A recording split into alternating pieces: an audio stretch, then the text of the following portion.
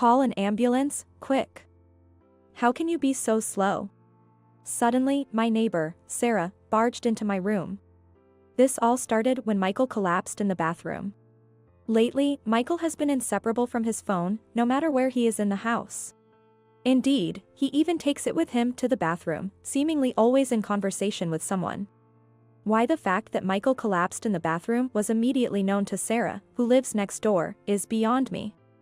Frankly, I don't see why I should be called slow by Sarah. I'm already in the know. Why Sarah is connected to Michael, and how she came to know about his collapse in the bathroom so quickly. Sarah and Michael might think their secret is safe, but there have been many suspicious instances in the past. It's quite comical that they're unaware the only ones who haven't noticed are themselves. I've turned a blind eye until now, but I've decided to put an end to it all here. They've taken my silence for granted and done as they pleased, but they will suffer just as I have. Of course, I plan to confront Michael, but naturally, I intend for Sarah to experience the same kind of suffering as I have. They shouldn't think they can get away with it silently. Now is the time to settle the betrayals of the past 13 years properly. My name is Linda, and I'm a 40-year-old housewife this year. I met my husband, Michael, through a mutual acquaintance.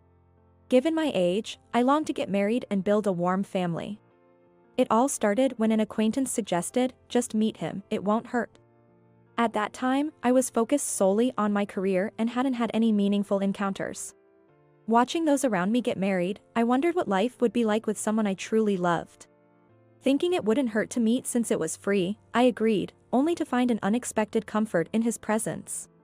Not only did we share hobbies and topics of conversation, but the pace and rhythm of our dialogue were incredibly comforting.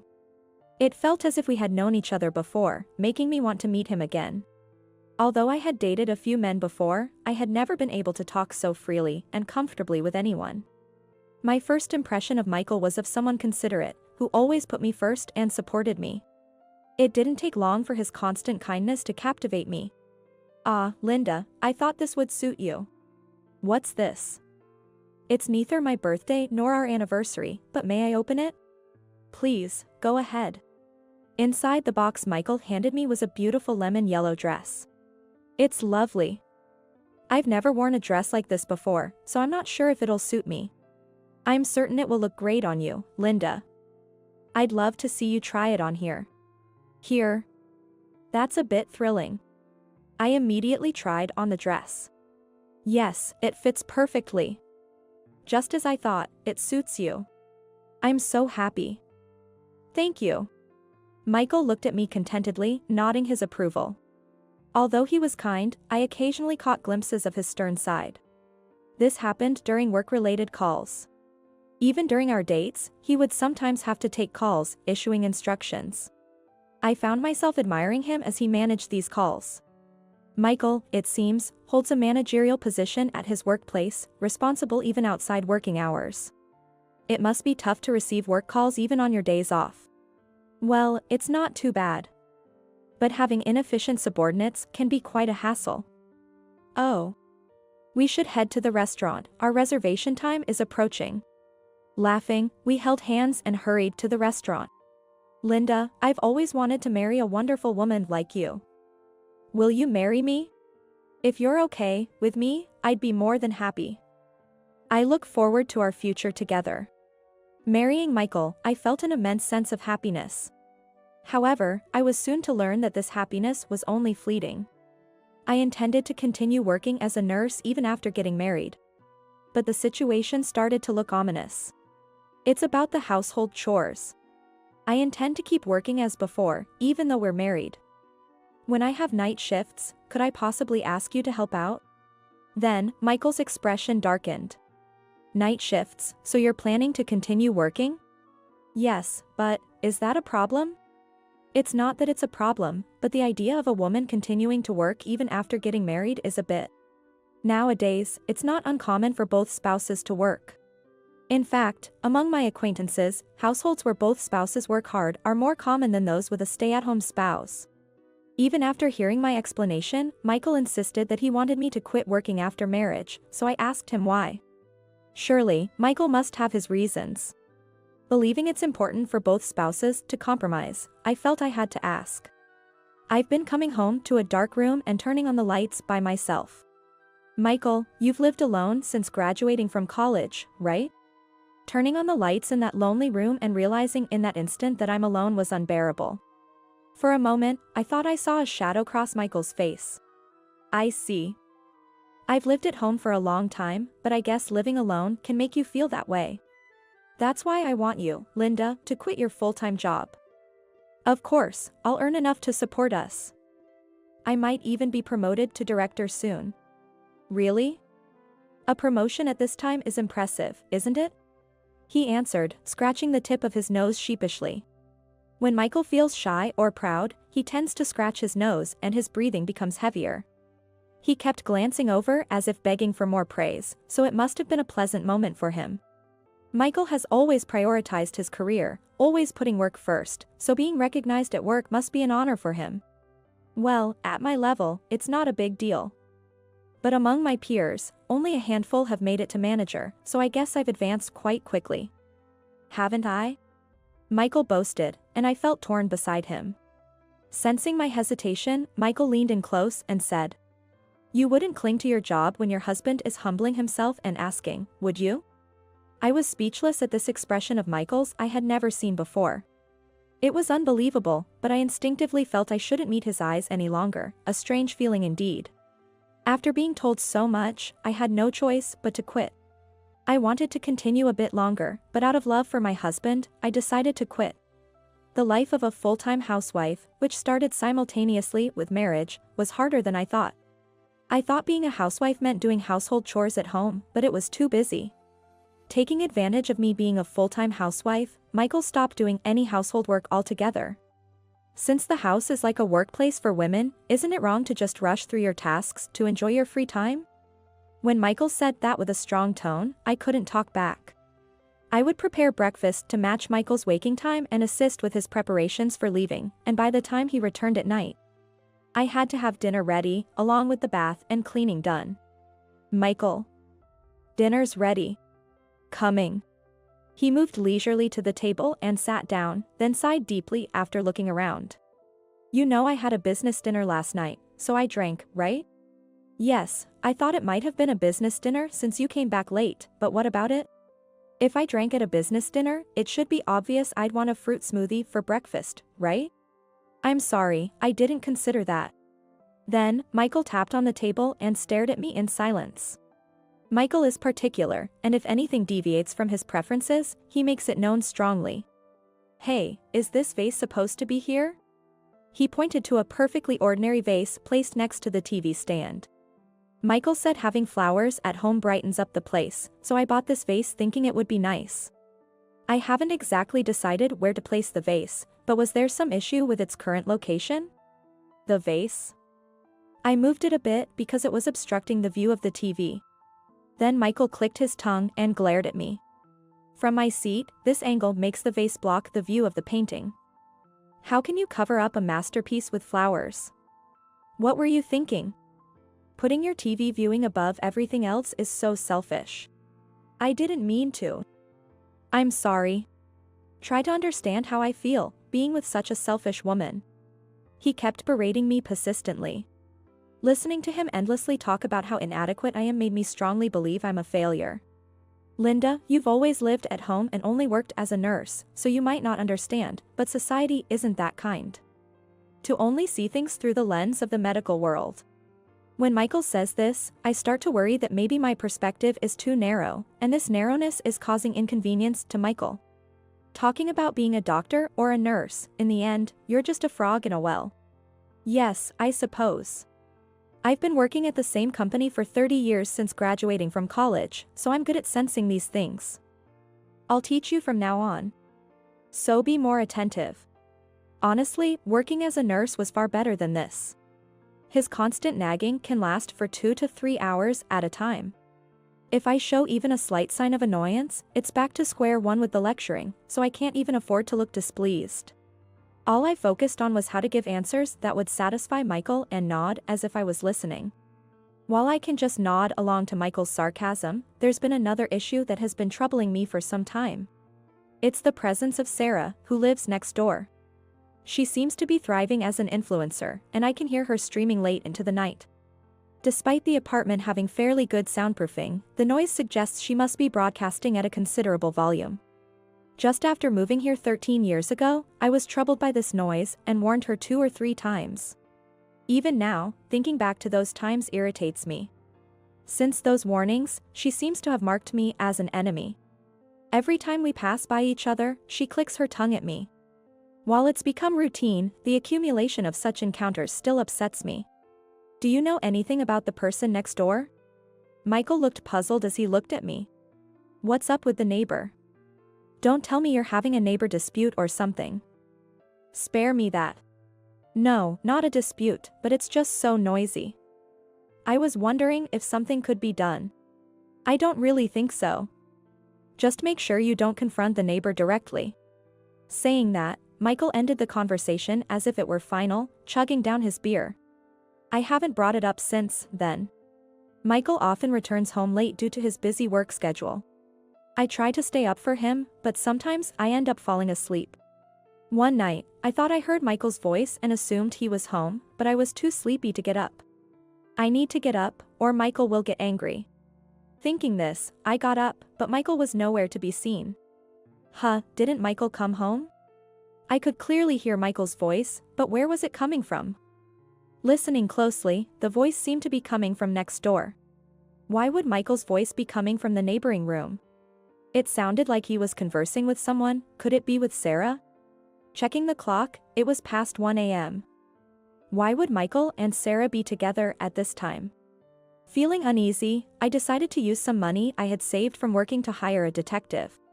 I never imagined I would one day hire a detective. Then, something completely unexpected came to light. However, I feel it's not yet the right time to confront Michael with this evidence alone. As the year was ending, I had a bad feeling. With the year-end wrap-up and the upcoming long holiday, there was an unpredictable element to what might happen. The start of each day felt a bit heavier than usual due to the break from my routine. On a particular year-end, Michael came home a bit early from work, seeming in a good mood. He appeared to have been drinking, his expression relaxed. Lately, he had been tense and often snapped at me, so I felt a bit relieved to see him like this. Welcome home. You're home early today, Michael. Yeah, it was the last day of work for the year, so I had a few drinks with my colleagues. I see.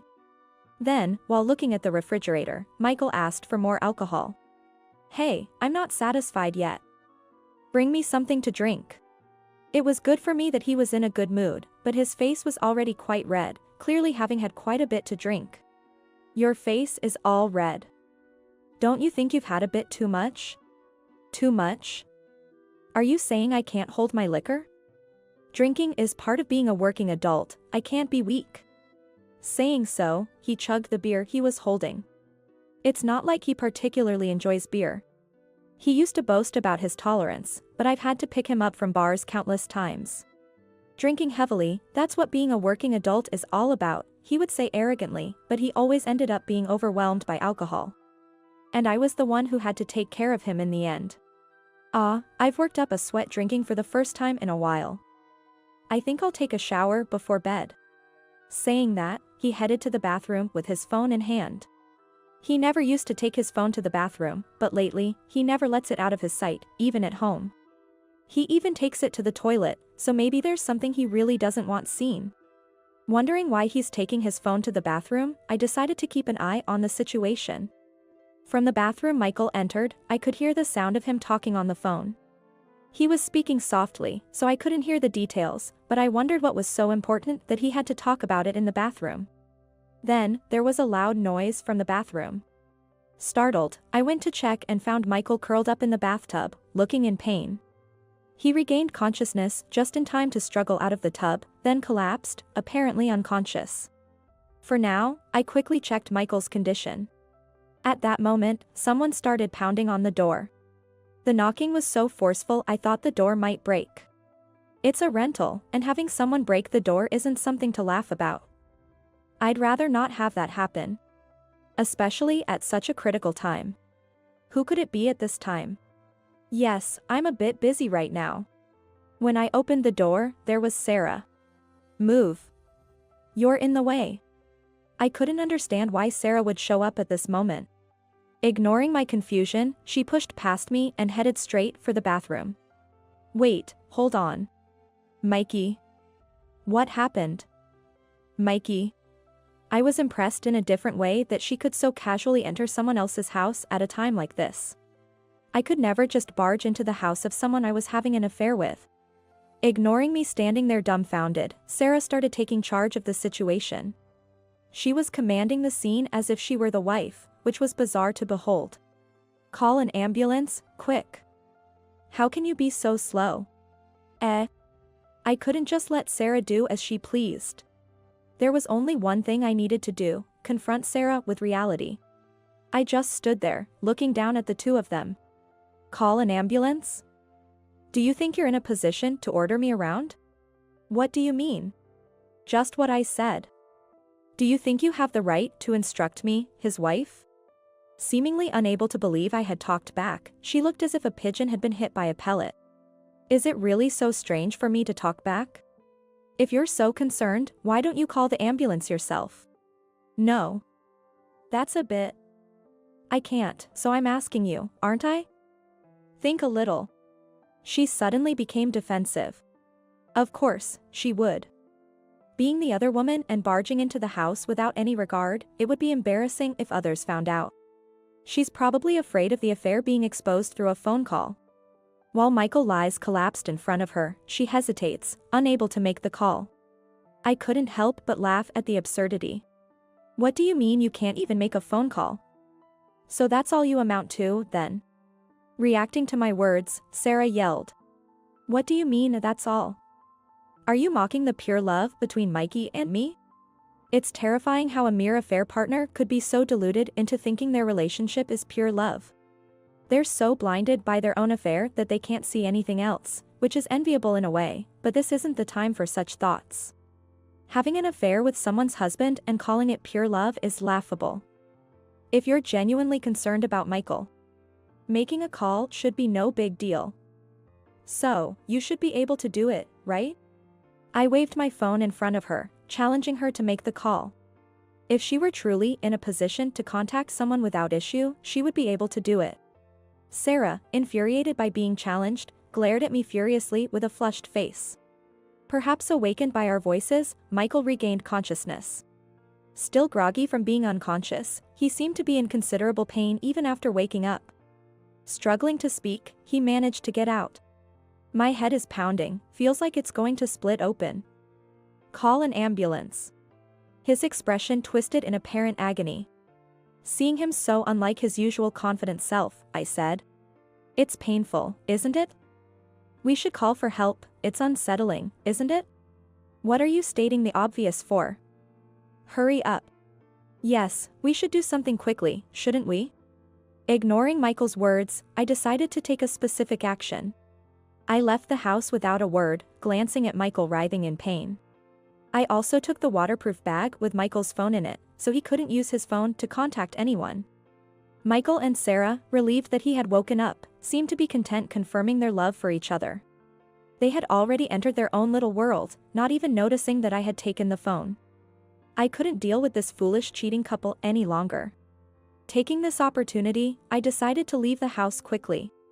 I immediately contacted James, Sarah's boyfriend, after leaving the house. James is her boyfriend, with whom she has been in a relationship with the intention of marriage, and he stays over about half the week. It could be considered semi-cohabitation, so I've run into him a few times in the hallway or at the trash disposal area. He works at a nearby hospital, and I remembered he had given me his business card once. Good evening. I apologize for calling so late. It seems Sarah has come to my place for some reason. Could you come pick her up? Linda? It's been a while. Sarah is at your place. What do you mean by that? James's voice on the other end sounded confused. Naturally. Anyone would be surprised to receive a sudden call from their girlfriend's neighbor in the middle of the night. I'll explain the details later. Are you at work right now, James? No, I just finished work and was killing time at a nearby diner. Sarah said she had a live stream today and wanted me to come back late. So, Sarah had made arrangements to keep James away from her apartment. While he was away, she was casually talking to Michael on the phone. "Can you come soon? I'll head there right away. Let's meet at the entrance." "Thank you. I'll join you there." 3 minutes after making the call, James arrived at the apartment's entrance, so we went to my room together. I briefly explained the situation to him as we walked from the entrance to my room. To put it bluntly, it seems that Michael and Sarah have been having an affair for many years. "What do you mean?" "I found out through an investigation I had someone conduct. But it seems they met at a bar where Sarah worked 13 years ago and have been involved ever since." Hearing my words, James was holding his head in shock. 13 years? Since that long ago? Yes. 2 years ago, the apartment next to ours happened to be vacant, and it seems she moved in then. "You're kidding, right? Then what am I? Aren't we supposed to get married?" James was overwhelmed by the sudden revelation and the fact that he had been cheated on. It's understandable, considering he was serious about marrying someone who, unbeknownst to him, was having an affair with a married neighbor. It's about money, it seems. I suspected my husband was having an affair and hired a detective to investigate. And that's what the report indicated. I can't believe this. Michael collapsed while he was in the bath, and at that moment, Sarah barged into our apartment. It seems they were on the phone even while he was in the bath. James seemed to be pondering something, then suddenly turned to me. "So that's why she never let go of her phone." "But you said Michael collapsed? Is he okay?" "He's collapsed, but I've made sure it's nothing life-threatening. In short, he drank too much." After briefly explaining, I took James with me to my room. As we entered the room quietly, Michael and Sarah were still engaged in their charade. "I'll stand against the world for Mikey. With such a beautiful person loving me, I'm truly blessed. This must be a trial given by God to reach true love." The time it took for me to leave the room, contact James, and return was only about 10 minutes. However, within that short time, it seemed a grand narrative had unfolded. It was shocking how they could spout such cheesy lines. Pretending to be a tragic couple unable to vow eternal love due to unfortunate circumstances. Glancing at James next to me, he had an indescribable expression. The cheesiness seemed to be making him shiver uncontrollably. Unable to bear it any longer, James accidentally dropped his bag, and that's when the two finally noticed us. "What's going on here? James? Why are you here?" The fact that both of them were naked added a layer of absurdity to the situation. "Why am I here?" "That's my line. You said there was a live stream and not to come back at the usual time. Was it all for this?" The usually calm James raised his voice, surprising Sarah a bit. "Well, you know. That's because, well, you know how troublesome fans can be. If they found out I had a boyfriend." Sarah's eyes were darting around, avoiding direct eye contact. James, who I had briefly spoken with in the hallway or at the trash area, was not the type to raise his voice. From how calmly he listened when I explained everything to him, it was clear he was someone who could control his emotions well. For James to react this strongly, it must have been a significant betrayal. Enough with making a fool out of someone. "You've been sneaking around with the guy next door for 13 years? Suddenly cornered, Sarah's eyes flitted around in panic. "Well, I thought maybe you would be the one I'd marry." "Is that so wrong?" Her attempt to look up pitifully was clearly ineffective on James. "We were supposed to get married someday, and we were practically living together. I can't believe you anymore." Seeing James's angry face seemed to bring Sarah back to her senses, and she quickly tried to change her tune. "No, it's not what it looks like. I was just teaching him the ins and outs of streaming. Like personal training, you know? That's what's in demand these days." It seemed Sarah thought we knew nothing about influencers or streaming, and was trying to confuse the issue with irrelevant details. But James wasn't going to let her off the hook. "Personal training? Have you already forgotten what you were saying just now?" I decided to play the cheesy lines I had secretly recorded at full volume. "Hey! You recorded this without me knowing? That's a violation of privacy. Delete it right now." "Privacy? You, of all people, shouldn't talk about privacy." Naturally, we're getting a divorce. Michael seemed flustered, not having expected me to bring up divorce. Divorce? How do you plan to live without me? Talking about divorce when you've been living off me, have you lost your mind? Did he expect me to cry and beg him? He seems to think he's in a superior position as a man, unable to believe the current situation. It's curious where such absolute confidence comes from, but to me, it no longer matters. Say whatever you want. You can only act tough for now. Eventually, Michael and I got divorced. Following the incident, I immediately sought a lawyer specializing in divorce and infidelity issues and provided the evidence and videos. Incidentally, Sarah, who lived next door, also broke off her engagement with James and now seems to be living a secluded life. This is partly due to her streaming content going viral. Right after the affair with Michael came to light, her suggestive posts were analyzed by her fans. Fans have a keen eye, identifying details from subtly reflected images in a telephone pole or pin badge, to the point of astonishment. These hints in her posts and other details led to the revelation of her affair and relationship with Michael. The scandal even reached Michael's workplace due to a barrage of calls, exposing the affair there as well. Michael's company took the matter seriously, and he was fired. The company must have wanted to rid itself of the trouble. Understandably so. The affair with a well-known influencer, especially as a married employee of a prominent corporation, was heavily criticized as unacceptable. The company's stock even dropped when the affair became public, so they couldn't just overlook the situation. He says it's hard being the target of pointed fingers, making it difficult to go outside, but it's his own doing. Just stepping outside leads to being pointed at as the washed-up influencer, with posts appearing on bulletin boards. So he must not dare to venture out carelessly. I encountered Sarah just once after the whole fiasco. She appeared as if lying in wait when I was shopping at a drugstore near my workplace. How can you be living comfortably with a large sum of money while I'm suffering so much? Isn't that absurd? It's typical of her to make such outrageous accusations. There's nothing absurd about it.